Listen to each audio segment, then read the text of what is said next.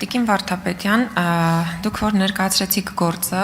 մոտավորապես հասկանալի է, որ 2024 թվականի ամռանից արդեն ձեզ հայտնի էին իրողություններ, որ կոնկրետ անձնավորություն տվել էր ցուցմունք Հովիկ Աղազյանի կաշառքի գործով եւ պնդել էր, որ այդպիսի բան եղել է,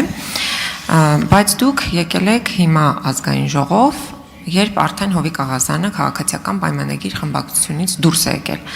Ես ուզում եմ անկեղծորեն դուք ասեք, որովհետև ես լսելով ձեր խոսքը չեմ կարող վստահել, թե այդ ինչ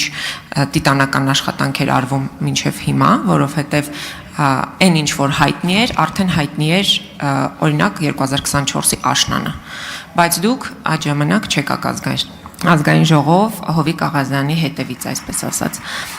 Հիմա այդ անջատված մասով կուզենայի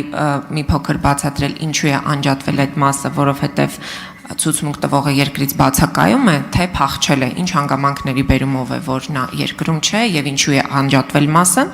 Եվ կուզենամ նաեւ հետաքրքրվել Հովիկ Աղազյանի մասով, ասում էին, որ ամբողջ իշխանական խմբակցությունը իրար հերթ չտալով, ասում են պետական գաղտնիք է բացահայտել։ Բայց պետական գաղտնիքի գործը ինչ եղավ, պարզվեց, որ չէր բացահայտել։ Եվ մյուս հարցը, որ կուզենայի որպես դատախազ նաև իրավական գնահատականի արժանացնեիք, Հովիկ Աղազյանի հեռախոսի անձնական տվյալները դարձան հանրության քննարկման առարկա։ Դա արդյոք նախաքննական գաղտնիքի բացահայտում դուք համարում եք, թե ոչ, որովհետև նախաքննության ընթացքում էր հեռախոսային խոսակցությունները եւ հեռախոսի պարունակությունը հասանելի դարձել իշխող թիմին, որոնք որ հանրայնացրեցին եւ падգամավորի կարելի ասել անձնական դաշտ մտան, բայց այդ մասով եւս դուք որևէ վարույթ կարծեք թե չեք հարուցել, այսինքն չկար հանցակազմ։ Շնորհակալություն։ Հերթով ենք հարցերին պատասխանում, շատ լավ։ Շնորհակալություն հարցերի համար։ Տիկին Թովմասյան, ես լիահույս եմ, որ դուք միջնորդագրին ծանոթացել եք, եւ ես հատուկ նշեցի, որ այսօրվա նիստից հետո գործն ուղարկվում է դատարան։ Այսինքն վարույթն ամբողջ ծավալով ավարտվել է, եւ եթե ուղակի թերթեք, ես ամբողջը հատ-հատ չներկայացրեցի, թե քանի փաստաթուղթ է զննվել, քանի հեռախոս է զննվել, քանի անձ է հարցաքննվել, քանի առերեսում է իրականացվել, եւ քանի որ մենք գործ ունենք բազմադրվակ կաշառքի սխեմայի հետ, մեր նպատակն էր ամբողջական ծավալով ապահովել քննությունը եւ ազգային ժողով գալ միայն այն ժամանակ, երբ մենք պատրաստ կլինենք գործը ուղարկել դատարան։ Որպեսզի ձեզ մոտ շփոթ չառաջացնի մաս անջատելը, դա չի նշանակում, որ անձը փախել է կամ գտնվում է հետախուզման մեջ։ Մասն անջատվել է դատարան ուղարկելու համար մյուս մեղադրյալների հետ կապված, մասնավորապես Աշոտիկ Կամավոսյանի քրեական օրենսգրքի 439 հոդվածի 2-րդ մասի 3-րդ կետով, Սլավիկ Պողոսյանի քրեական օրենսգրքի 46-439 հոդվածի 2-րդ մասի 3-րդ կետով։ Այս մասով նախաքննության ավարտը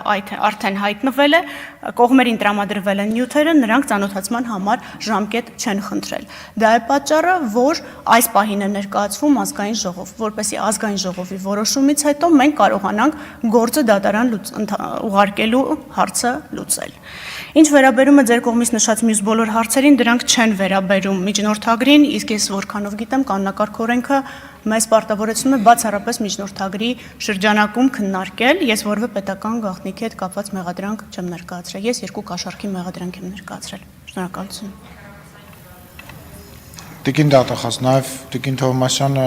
հարցնում էր հեռախոսի մասով, արդարացիորեն։ Հեռախոսային տվյալները, շնորհակալություն, որպեսզի շփոթ չառաջացնի, սա մեկ այլ վարույթով, հատկապես կարևոր գործերի վարչությունում քննվող խոշտանգման հետ կապված լրիվ ուրիշ, վստահ եմ ձեզ անհայտ վարույթով ձեռք բերված տվյալներ են, որոնք խուզարկության արդյունքում են հայտնաբերվել, զննվել են եւ հանդիսանում են նաեւ սույն գործով ապացույց։ Արձագանք։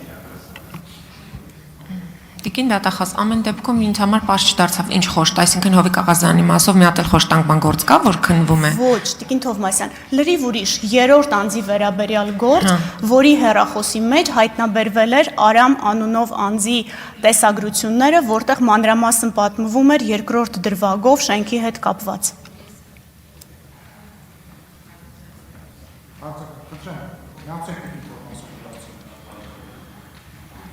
Ես հետաքրքրվում էի Հովիկ Աղազարյանի հեռախոսային խոսակցության բովանդակության մասին, որը այս գործի շրջանակներում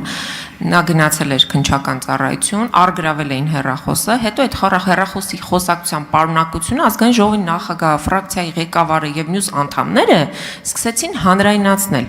Դա մարդու անձնական տվյալի տիրապետում եւ հրապարակում չէ, եւ արդյոք այդ մասով դուք չեք հարուցել վարույթ կամ այդ հարցը ձեր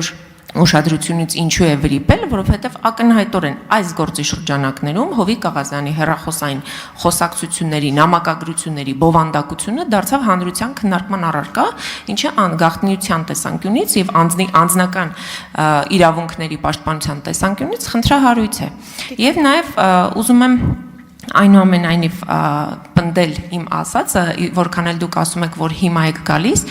այնուամենայնիվ հավատարժան չէ Տիկին դատախազ, որ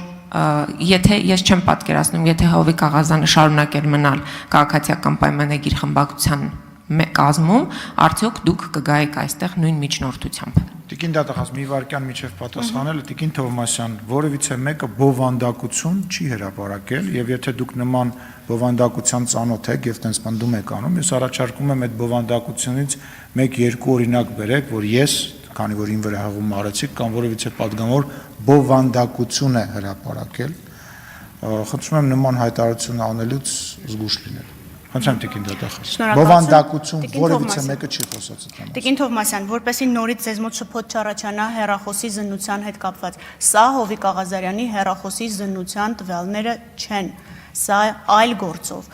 ձեռք բերված տվյալներն են։ Այն ինչ որ դուք նշում եք, այս երկու վարույթների շրջանակում չէ, այս միջնորդագրում ներկայացված որևէ ապացույցի հետ կապ չունի։ Ուզում եմ, որ հստակ լինենք եւ շփոթ չառաջանա, իսկ ինչ վերաբերում է ձեր հարցին, ապա այո կգայի, քանի որ առանց դրա կստացվեր, որ մենք քննությունն արել ենք կիսատ եւ ոչ բոլոր անձանց ենք պատասխանատվության համար կանչել դատարան։